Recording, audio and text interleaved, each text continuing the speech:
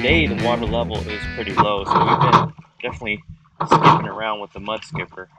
So we got the Too Fast, Too Furious, Too Silver, second version of a 12-foot Vhull that I have. So this one got outfitted with the 22 horsepower custom kit from Mudskipper. The shaft length on this one from the pivot is 89 inches. I got the tie style prop adapter in the back, and I'm running the 9.5 weedless on this setup. The Predator 670 motor is secondhand. I've got it installed.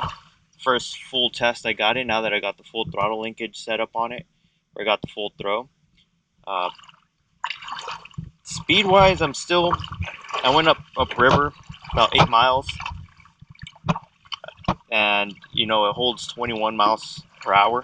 It seems the limiting factor at that point is the length of the shaft, because the crest of the wake is so far back, and I think the design of the boat, it starts just having a lot of resistance the faster you go, so it becomes the limiting factor.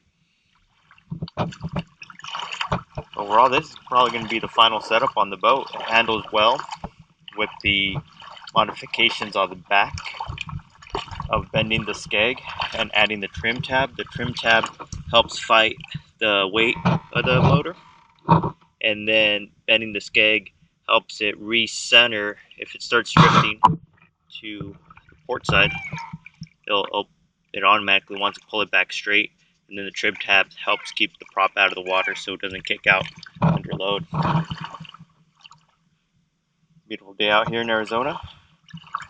Yeah, keep on fishing.